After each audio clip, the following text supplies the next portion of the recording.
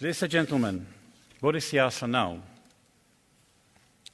IIASA is 20 member countries, representing close to 60% of global population.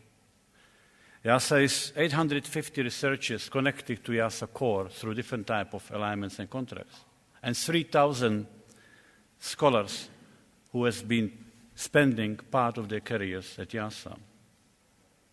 More than 1,500 alumni from the IISSP.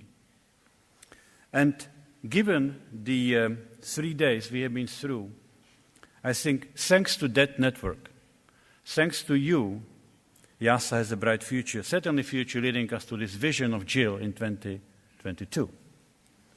Let me just, before I come to formal closure, summarize a little bit what I think we have been discussing, but I do it in a very meta view, reminding us the core of the IIASA business: systems science for policy support.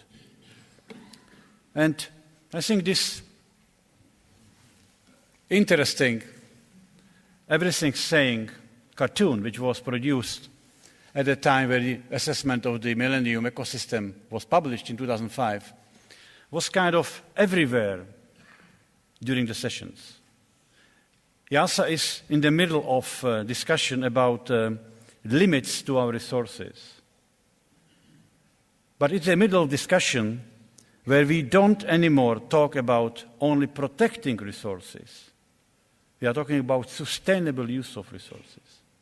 And I think between 2005, when this assessment produced a lot of warnings about that we are actually overusing only, at least the awareness and maybe even some progress has been made in methodologies and in ways how we may be able to cope better.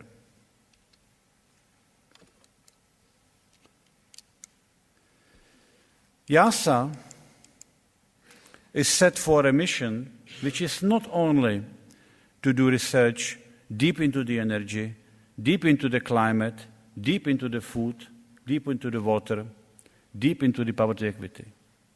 IIASA is set, maybe mainly set, as it was called for in many sessions last 2 days, 3 days, for research on better understanding of the cross-sections, because these major challenges, they are terribly interconnected.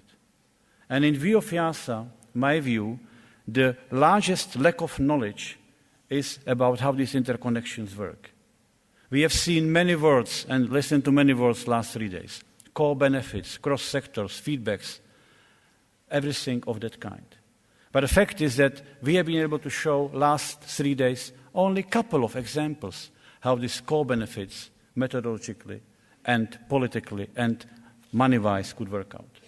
So the next 5 years, maybe 10 years of IIASA research, IIASA efforts will be very much on these intersections, on these nexuses, as we call it. Climate, energy, energy, water, water, food environment nexus. You will see coming from IIASA coming years, huge amount of information which will be centered around these intersections. What is system approach at IIASA? It is integrated. It is inter and cross-disciplinary. It is international. It is independent. It is solution-oriented. It is long-term. And it is about trade-offs. That's system analysis at IIASA. We are building on many of the theoretical traditions and approaches which are being advanced. Dynamic systems. And again, we have been listening to one of the fathers of that approach, Buzz Holling, who has been with us for most of the conference. We have been talking about multi-criteria decision analysis and game theories, adaptive system theories. We have been listening to excellent presentations about the fundamentals, methodological framework behind game theories. We have been listening to promises, statements. This is going to be applied, for example, to analyzing of the global treaties. We have been listening to the social science segment of modeling, and that's also at IIASA. We have been very good in stochastic optimization. So what are the add-ons we are working on as we speak? We will be again boosting the advances in modeling of dynamic systems. I already announced yesterday there will be a system analysis global forum which will be methodologically trying to make a quantum leap forward in these important methodologies. Called upon by many of you, but also in our plan, we will not only do research and research policy interactions looking at the trends, we also will look at the shocks, extreme events, not only of the physical side, but also from the socio-economic side, will be part of our research. Science to policy interface is difficult. It's a tedious work for many reasons. One of them being uncertainty. And I've been using this graph to illustrate how the philosophy of IIASA, of myself, is with respect to uncertainty. This is obviously a very bad print of a book somewhere in the shop. It's so bad that probably nobody would buy it in this room. I wouldn't buy it unless I would know there is something very special in this book. So I would buy it and bring it to graphologist, and then after some time and some money, I will get back this. Talks about winds and summer and again summer and shade and temperature. So probably I would think this is a book about climate, meteorology, right? Actually, it's a Shakespeare. It's a Shakespeare tale which is known to every British English school child. I think they have to learn it even by heart. I am putting it here to remember and to illustrate how mixed up the science-policy interfaces, the policy and the practice is always awaiting this clear print of our book. And I think one of the IIASA missions is to be honest that such a clear print will never come. The Earth system science, both social and natural sciences, given the complexity of the system we are dealing with, will never ever be able to give you such a clear print. So, shall we give up as IIASA? No, because we believe and we are convinced that based on the current knowledge of what we have seen over the last 3 days, and on the progress which is every day, we actually have a reason to act. There is enough in science to support policies. We have to talk about dealing with uncertainties, using uncertainties in scientific information for a dialogue, for the knowledge co-creation, for a partnership. So one of the paradigms which IIASA will be communicating for next 5 years, even 10 years, will be the uncertainty in our knowledge about future. It's not a barrier for policy making. It's not a showstopper. It's actually opportunity for a dialogue. I have been working for 25 years in a global change, and many of global change colleagues are in the room. And one of my best colleagues and respected colleagues, Will Steffen, who is not in Australia, he made ever this beautiful graph when we were trying to explain what are the networks around the world about. It's a mosaic, puzzles. And I think what IIASA really is, IIASA is an institute which is helping to put the puzzle together. All these small pieces could be disciplines, could be nations, could be sectors.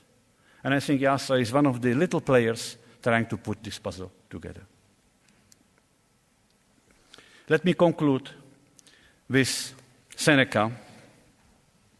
If one does not know to which port one is sailing, no wind is favorable. Meaning, future outlook, scenarios, plausible scenarios, are and will be important in IIASA work.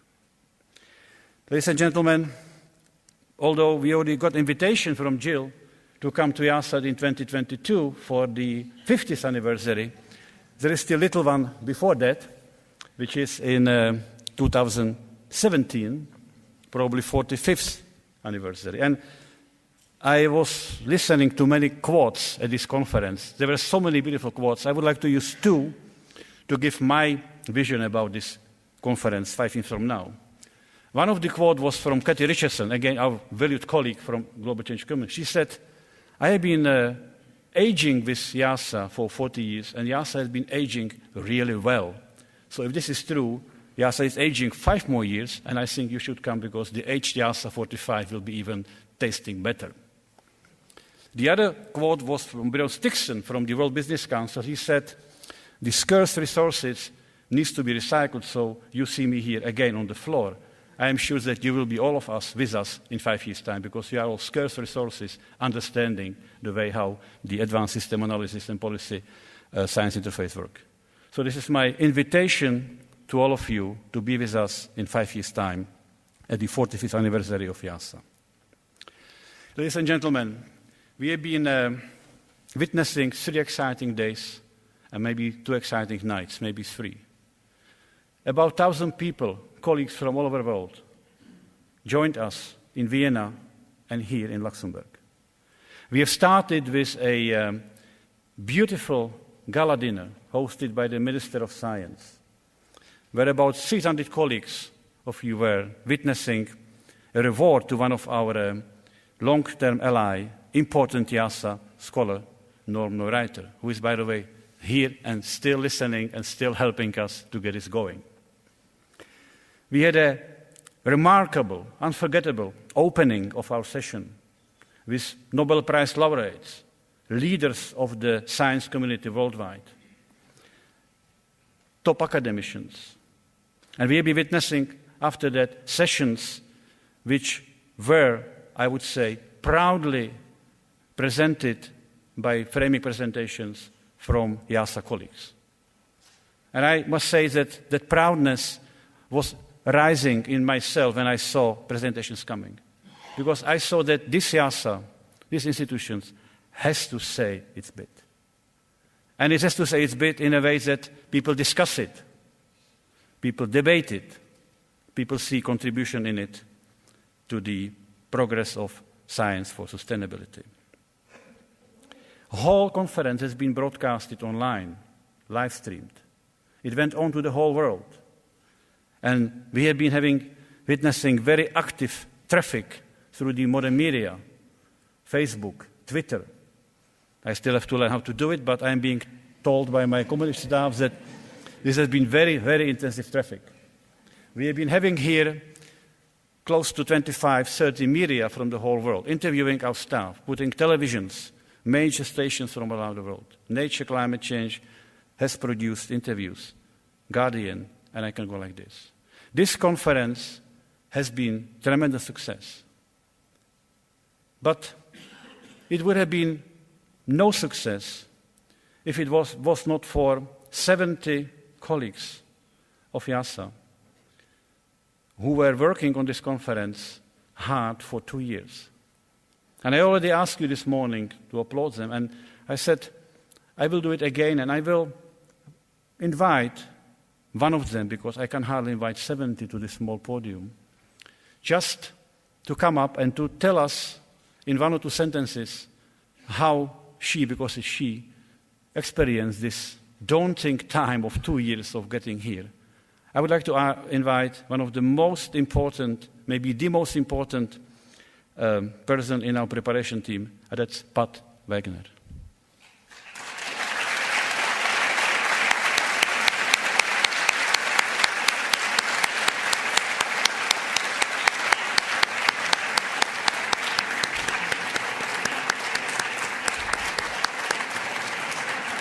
You see, this is Pat, being most important but being invisible, basically. I think she's working. I'm sure she's working right now. You see, this is a surprise, because I used to do surprises, because people are then really spontaneously responding to the questions. Then. And she will hate me for this, I'm sure.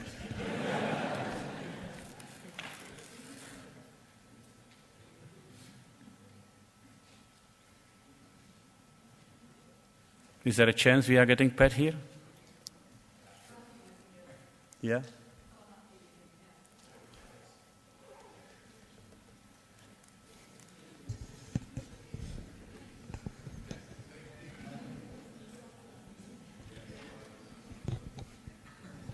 See, we are working on it. But I think it's worth of it.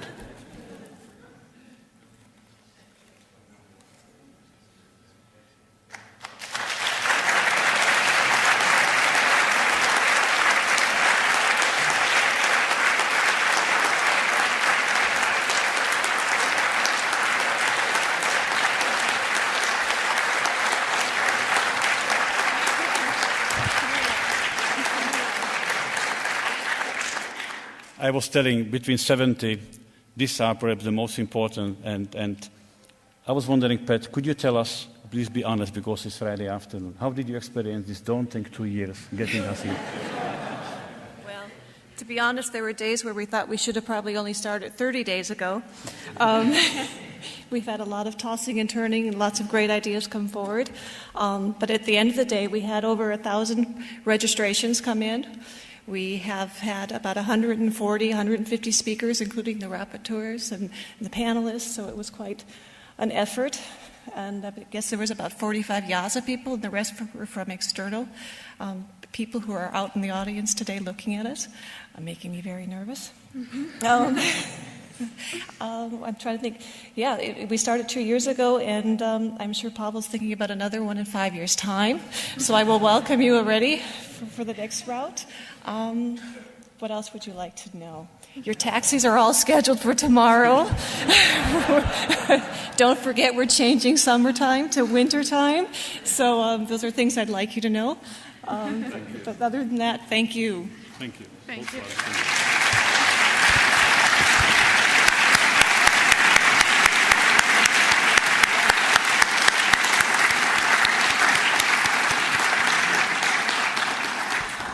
You know, you can talk about IIASA staff, supporting staff, you can write a story, but before you experience it, you don't know. You don't simply know. This is a great, great institute to work with.